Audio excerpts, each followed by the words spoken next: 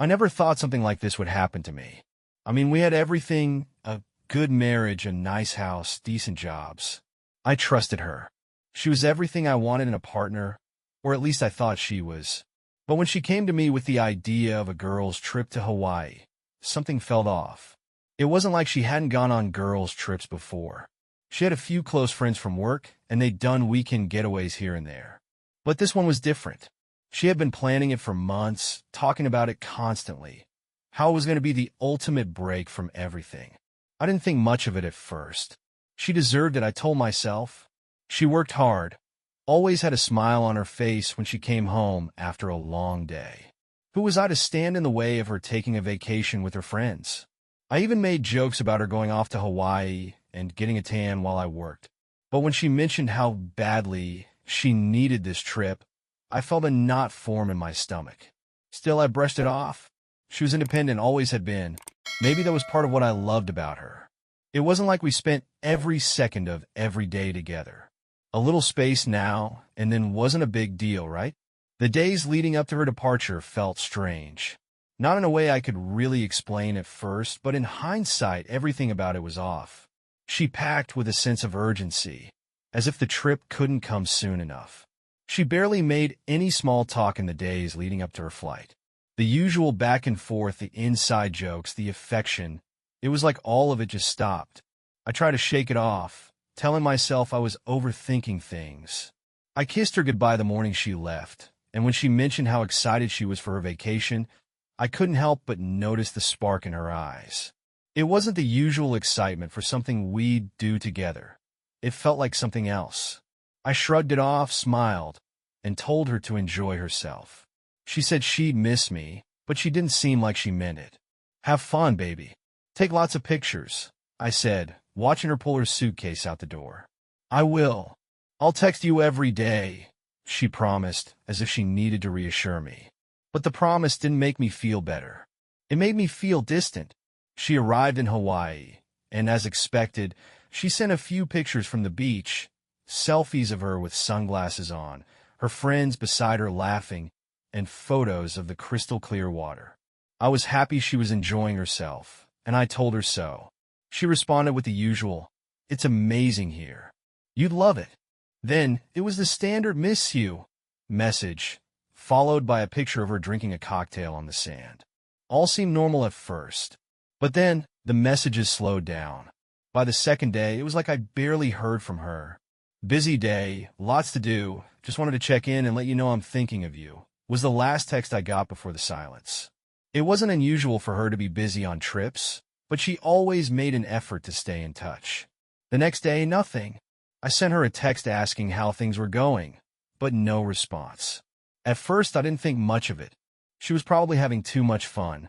It's not like she was a bad communicator, but maybe she was just caught up in everything. I didn't want to be the guy who sent a bunch of texts and seemed needy.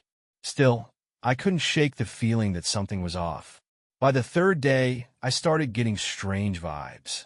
I would check my phone, half expecting a message, but there was nothing. No pictures, no updates. I kept telling myself it was nothing, but then I started noticing small things. Things I should have paid attention to earlier. Little inconsistencies.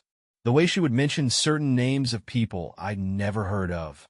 Or how she'd say she was at dinner with her friends, but sometimes the pictures she sent didn't match what she was saying. The angles were weird. The lighting wasn't consistent. I didn't want to seem paranoid, but the more I thought about it, the more things didn't add up. Maybe it was nothing, but maybe it wasn't. I didn't press her about it, though. I didn't want to be that husband. I didn't want to be the guy who started acting like a detective, looking for things that weren't there. It was on the fifth day, when I called her to hear her voice, that everything changed. She picked up, but there was a weird hesitation before she spoke. I asked her how she was doing, and she said, "Great. Really great, actually. Just enjoying the sunshine." She sounded distant, like she wasn't really paying attention to what I was saying. I was used to hearing her cheerful, upbeat voice, full of stories about whatever she'd done that day. But now it was flat, almost like she was going through the motions. "Are you having fun?" I asked, trying to keep the conversation light. "Yeah," she said, "lots of fun. We're going to luau tomorrow. It's been crazy. Can't wait to tell you all about it." but she never did. That night, I sent her a text before bed, asking if she was all right. She didn't reply. I tried to shake it off. Maybe she just needed space. But deep down, I knew something wasn't right. I couldn't put my finger on it yet, but that gut feeling, my instincts, told me this wasn't just a normal vacation. Something was happening, and I wasn't part of it. And then, I found out. It all started with a simple thing. A text. Or, more accurately, the lack of one. She'd been in Hawaii for nearly a week at this point, and I hadn't heard from her in 2 days. A part of me was trying to stay calm. Maybe she was just enjoying herself.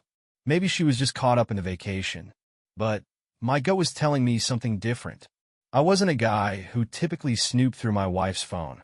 Trust was important in a marriage, and I thought we had that. But after a few more days of silence, I began to feel that knot in my stomach. I had always trusted her, but something felt off. I kept replaying the moments from earlier in the week. The distant phone calls, the strange messages.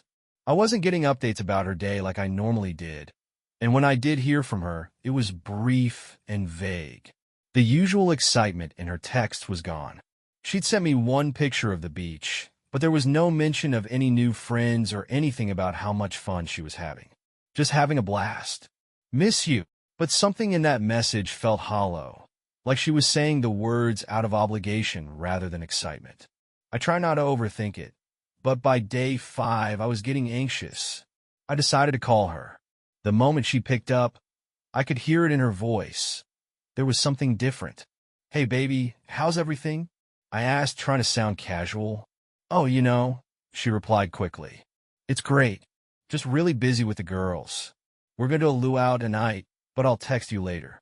I told her to have fun, but as soon as the call ended, something didn't sit right. There was an edge to her voice, a rush quality, like she didn't want to be talking to me. It was a small thing, but it set off alarms in my head. The next day, I finally got a message from her. She'd sent me a photo of her with a drink in hand, a smile on her face, but there was something in the way her eyes looked in the picture. I couldn't quite put my finger on it, but it didn't feel right. Maybe I was just imagining things, but I couldn't shake the feeling that something had shifted. Then later that evening, I got another text, but it wasn't from her. It was from a number I didn't recognize. "Hey man, it's Jack. I'm just checking in on Mary. Hope everything's cool. We're all hanging out tonight at the beach bar." Jack? Who the hell was Jack? I never heard her mention any guy named Jack on the trip, and I knew all of her friends. This was strange. I didn't want to jump to conclusions, but my stomach churned. Something about the text felt off. Why would Jack be checking in on her when she's supposed to be with her friends? I tried not to panic. I texted back, "Hey, she's not around right now, but I'll let her know you checked in. Thanks." My fingers hovered over the screen, itching to dig deeper, but I had to stay calm. I decided to play it cool. I didn't want to seem desperate or paranoid. I couldn't believe my wife would do something like this. I trusted her, but I couldn't shake the feeling that she was hiding something. Later that night, I decided to check her social media, just to see if there was any mention of Jack. What I found made my blood run cold. There were pictures from the trip, selfies of her with her friends at the beach, but one caught my attention. It was a picture of her and Jack, standing together, arms around each other, both laughing. And the caption? "Can't believe I just met the coolest guy at the bar tonight. Such a fun night with these guys. #vacation vibes." My heart dropped. Why hadn't she mentioned Jack before? Why was she so casual about it in the post? The photos didn't lie, and I could see from the body language between them that they were too comfortable with each other. That wasn't just a friendly hangout. I sat there, staring at the screen, my mind racing. She'd been with him. They'd spent time together. More time than she'd told me, and definitely more than I'd been led to believe. The flood of emotions hit me all at once. Betrayal, anger, confusion. I didn't know what to do with all of it. I wanted to pick up the phone, confront her, but something told me not to. I couldn't go in half-cocked. I needed more. I needed her to explain it to me, to admit it. The next day, when she called me again, I didn't say anything about what I'd seen. I just listened. She seemed distracted, distant, just like the night before. When I asked her about her day, She gave me the same vague response. She was out with the girls, and she didn't want to talk too much because they had another night out planned. It was the same excuse again. More time with Jack, I thought. I wasn't stupid. The truth was becoming clearer by the minute. I couldn't pretend everything was okay anymore. She wasn't just on a girls' trip. She was with Jack, and now I had the proof. But I wasn't going to confront her yet. Not until I had it all. Not until I had the whole picture. I knew something was happening, something I wasn't part of, but I needed her to tell me herself. And the next part of the story would come soon enough. It wasn't long before I got the confirmation I'd been dreading. The night she was coming home from Hawaii, I couldn't shake the feeling that something was about to change. I had been stewing in my own thoughts, piecing together every detail I'd learned. Her strange behavior, the texts, the photos, and that unsettling message from Jack. But nothing could have prepared me for what was about to happen. I didn't want to confront her immediately. I knew that would be a mess. I wanted to wait to see if she'd come clean on her own. I wanted to give her the opportunity to tell me the truth, even if it meant facing the painful reality that she had betrayed me. When she walked through the door that evening, she was all smiles, just like she used to be when she'd come back from any trip. She had that excited, carefree energy about her, and for a moment, I almost let myself forget the gut-wrenching feeling that had been haunting me all week. She was back in my arms, and the old Mary was standing there, her eyes bright and full of life. But I couldn't ignore the nagging voice in my head. She dropped her bags and rushed over to kiss me, but I barely responded. My mind was 1,000 miles away, focusing on what I'd seen earlier that day.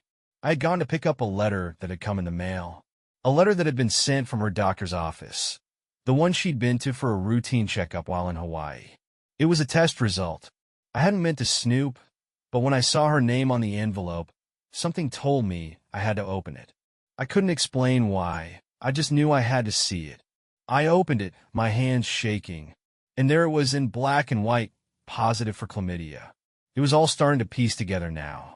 The strange behavior, the distance, the odd texts. She had been sleeping with Jack, and now I had the proof that she had brought something home with her. I slipped the letter into my back pocket, trying to keep my composure as she unpacked. She was chatting away, telling me about the trip, about the amazing sights she had seen, the things she'd done with her friends. But I couldn't focus. My head was spinning with what I had just read. The betrayal stung deeper now. I had been right all along. She wasn't just having a little fun. She had been lying to me, cheating on me. "Are you listening?" she asked, noticing I wasn't responding as she set down a few souvenirs on the counter. I nodded, trying to seem normal. "Yeah, I'm listening. Just tired, I guess." She gave me a curious look, but didn't press the issue. "I'm glad to be home," she said, moving closer to me. "I missed you." I swallowed hard, my anger bubbling beneath the surface. I wasn't going to let her manipulate me with that sweet smile. Not anymore. Instead of replying, I took a deep breath and walked over to where the letter was hidden. She hadn't noticed it in my pocket, and I could feel the weight of it pulling at me. I didn't want to make a scene, but I couldn't just let this slide. "Mary," I said, my voice steady but colder than I had intended. "I think it's time we had a real conversation." Her eyes flickered with confusion, but she didn't say anything. I took a few more steps toward her, pulling the letter out of my pocket slowly, watching her face as I did. She saw it, her smile faltering just for a second, and I watched the color drain from her face. "What's this?" she asked, her voice higher than usual. I didn't answer. I just handed it to her. Her eyes scanned the letter quickly, and I saw the panic set in as she read the words. Her hands trembled slightly as she handed it back to me, her face flushed. I don't know what that is," she stammered. "You don't know?" I said, my voice low and controlled. "You don't know what this is? It's a test result, and it says you've got chlamydia, Mary. And I know damn well you didn't pick that up on your own." Her eyes darted around, trying to find some escape, some way to explain it away. "It's not what you think. I didn't mean for this to happen, okay? It was a one-time thing. Just a stupid mistake. I didn't want it to go this far." I took a step forward, closing the gap between us, A stupid mistake? A one-time thing? Mary, you've been lying to me for days. You've been with him, haven't you? Jack. And now, you brought this back into our home. You've betrayed me in the worst way. I didn't mean for it to go this far, she repeated, her voice breaking. It was just we were both drunk and it just happened. It didn't mean anything. It's not like that. It doesn't matter if it meant anything to you. I snapped, my anger finally breaking through. You chose him. You chose to betray me. You made a conscious decision, over and over, to lie and keep me in the dark. And now I'm paying for your mistake. She fell silent, her eyes brimming with tears now. She tried to reach for me, to pull me in for a hug, but I stepped back. No, you don't get to do that. You don't get to fix this with tears and excuses. I'm so sorry, she whispered, but I could hear the desperation in her voice. Please don't leave me. I'll do anything. I didn't mean to hurt you. You've already done that, I said, my voice hard. You've already hurt me, and I don't know if I can ever trust you again. I couldn't look at her anymore. The woman I thought I knew was gone. In her place stood someone who had completely destroyed everything I believed in. I walked away from her, leaving her standing there, her hands shaking, unsure of what to say next. There was no point in saying anything more. She had made her choice, and now I had to make mine. The path was clear now. I wasn't going to let this go. I had to protect myself, and the first step was to start the process I'd been avoiding. I was done. The days that followed the confrontation were quieter than I expected. Mary seemed to realize that nothing would fix what had happened, but she still tried. Oh, how she tried. Every morning, she would knock softly on the door of the guest room, bringing me coffee, asking if I wanted to talk. I could see the desperation in her eyes, the flicker of guilt. But it wasn't enough. I wasn't buying her story anymore. At first, she was polite, playing the part of the remorseful wife who had made a mistake. She would tell me over and over how much she regretted what had happened, how she hated herself for hurting me. But her words felt hollow now. They didn't mean anything. The betrayal was still fresh, raw in my mind. I couldn't erase the thought of her with Jack, laughing, touching, doing things with him that were supposed to be mine. I could see the picture of it all. Her in Hawaii, away from me, pretending everything was fine while she was betraying me. I stayed in the guest room, trying to keep distance, trying to make sense of everything. I couldn't go back to the way we were. I didn't even want to look at her half the time, let alone share a bed with her. She'd come into the guest room some nights, begging for us to talk, but every time I looked at her, all I could see was the woman who had destroyed my trust. She wanted to fix things, but I was already gone in my mind. I didn't want to be around her anymore. It was one evening, about a week after everything had come to light, when she broke down. She was sitting across from me at the kitchen table, her hands trembling as she pushed her plate of food around. She hadn't been eating much, and I could tell she was losing weight, stress wearing her down. I couldn't bring myself to care anymore. There was nothing left of the woman I married. "Can we please talk?" she asked, her voice a little too soft, like she was walking on eggshells. "I hate what we're doing. This isn't who we are. We're better than this." I didn't respond right away. I just stared at her, feeling nothing but emptiness. I tried to be patient, to think things through, but there was nothing left to think about. It was all just lies, one after another, each one more painful than the last. "I'm sorry," she whispered, her voice breaking. "I never wanted to hurt you. Please, you have to believe me." I stood up and walked over to the counter, my back to her. I had to get away, clear my head. Her presence was suffocating me. "You don't get it, do you, Mary?" I finally said, my voice low, steady. "You don't get that you've destroyed everything. The trust, the love we had, it's gone. It's all gone." "I know," she said, the tears starting to fall. "But I want to fix it. I'll do anything, I swear. Just don't leave me." I turned around slowly. "You want to fix it? How, Mary? How do you fix what you did? You slept with him. You lied to my face for days. You brought an STD back into our home. You risked my health, my well-being, and you think you can fix that with a few tears." "I didn't mean for any of this," she said, practically pleading now. "I was drunk. It was a mistake. I never wanted to hurt you. A mistake?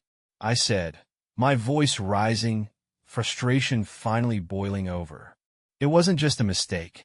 It was a conscious decision. You made the choice over and over again to betray me, to lie to me, to sneak around behind my back.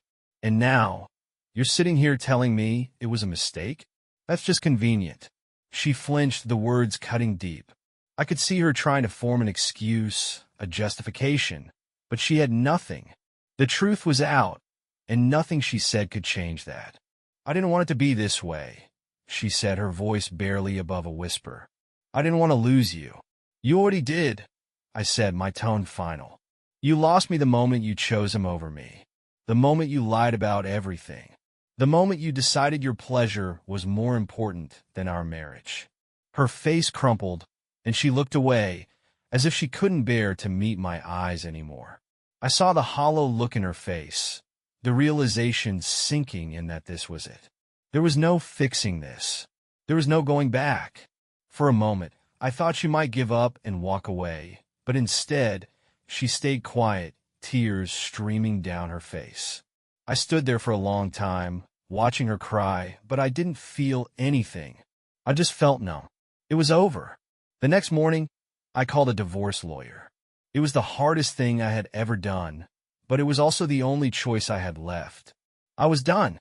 I couldn't live like this anymore. I couldn't spend another day pretending everything was okay when it wasn't. When I told Mary that I had started the divorce proceedings, her reaction wasn't what I expected. She didn't break down into hysterics or beg me to stay. She just looked at me, her face pale, like she had already known this day was coming. You're really doing this? She asked quietly, her voice distant. Yes, I said firmly. I am. She didn't say anything else. She didn't try to argue or fight me.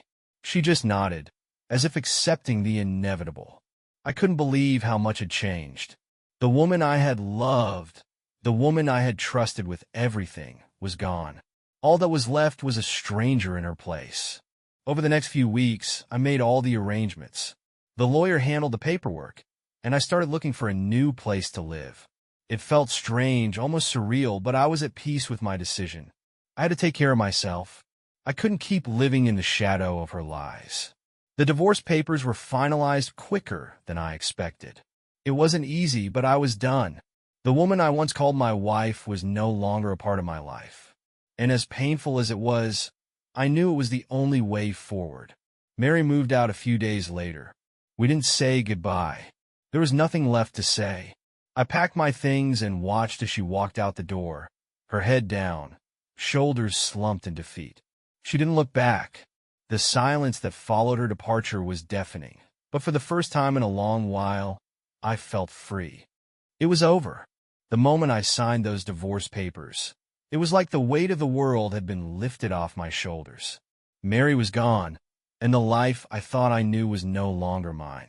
But as much as it hurt to let go, I couldn't stay trapped in that marriage, in that cycle of lies and betrayal. I had spent months drowning in the pain, in the shame of being cheated on, of questioning my own worth. But once everything was finalized, I started to feel the fog lifting. I started making decisions for myself, doing things that didn't involve thinking about her, about what she'd done. I moved into a small apartment on the edge of town. It was nothing fancy, just a place to get away from the memories of our home, from all the moments that had been ruined. The first night in the new place was hard. There was a quietness to the space that made the loneliness feel even sharper. But that loneliness wasn't because of her. It was because of everything I had lost within myself. The divorce wasn't just a legal thing. It was the end of who I had been, too. I wasn't the same man who had trusted her, who had built a life with her. I had to rebuild from the ground up. I spent time with friends, getting back to things I had put aside over the years. Hobbies, interests, simple pleasures. Slowly, I started to realize that I didn't need her to be whole. It was a slow recovery. Every time I saw something that reminded me of her, our old friends, our favorite restaurants, or even the places we had traveled, I had to remind myself that those things were no longer mine to hold. They belonged to a past I was done with. But it wasn't easy. There were moments when I'd hear a song we used to love or catch a glimpse of someone who looked like her. For a second, I'd feel that stab of longing. But then I'd remember why I couldn't go back. The lies, the betrayal, the disease, it was all too much. She wasn't worth that pain. Mary tried to reach out to me a few times after the divorce was final. Texts, phone calls, even a letter. She apologized again and again, saying she was sorry for everything, for how things had ended. But there was nothing she could say to change my mind. I didn't want to hear it. There was no going back. One day, about 6 months after everything ended, I bumped into her at a coffee shop. She was with a friend, looking as if she hadn't been through any kind of storm at all. She looked the same, maybe even better, fitter, more polished. It made me angry for a second, the way she had just moved on, like nothing had happened between us.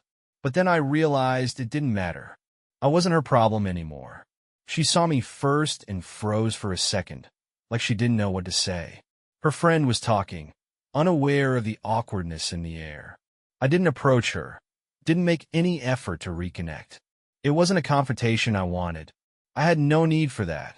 I had moved on, and that was enough for me. She eventually walked up to me, her face pale, lips trembling. "Hey," she said softly. "How have you been?" I met her gaze for a long moment. "I'm good," I said finally, not giving her much. "Better than I've ever been, actually." Her eyes flickered, like she was searching for something in me, but I couldn't give her the satisfaction of seeing that old hurt, that old weakness. That part of me was dead. "I'm sorry," she whispered, her voice shaking.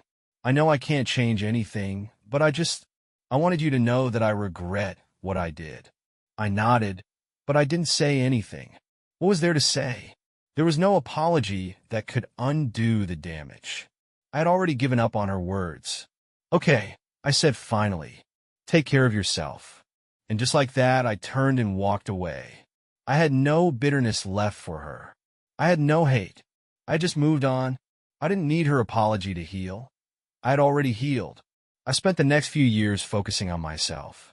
I dated again, but I didn't rush into anything.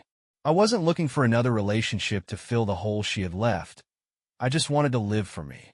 I went to therapy, worked through the trust issues, and figured out who I was without her. It was hard at first, but eventually I found peace. I found happiness. Without her, without the past. One day, I realized something. I didn't just survive the betrayal. I came out stronger. I wasn't broken. I wasn't damaged goods. I was free. And that freedom was all I needed.